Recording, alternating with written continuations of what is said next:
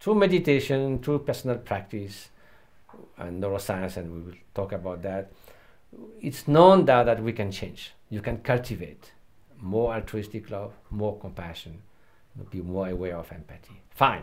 But then people will say, no, good for you, but how will that change society?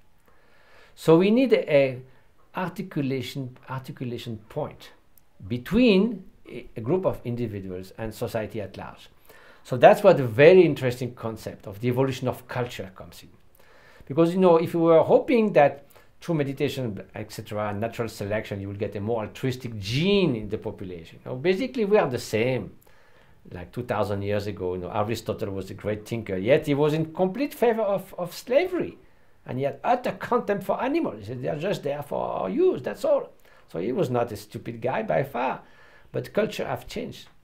Now, we have the same gene that Aristotle. It may take 10 or 50,000 years to get a real altruistic gene in the human genetic pool.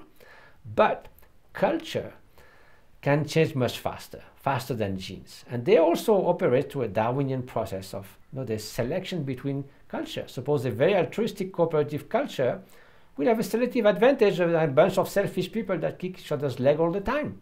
You know, that's what they do. So culture have changed, and they changed within a century, within 30 years, within certainly 100,000 years, much faster than genes. Look at, for instance, the attitude towards war.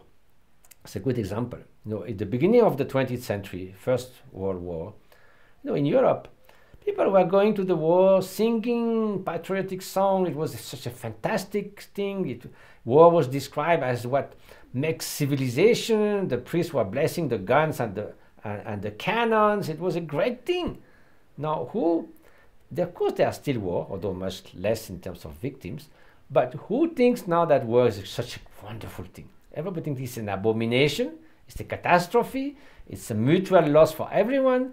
And when some people say, okay, we are going to take out a dictator like Saddam Hussein, millions of people goes in the streets and say, find another way, but don't go to war.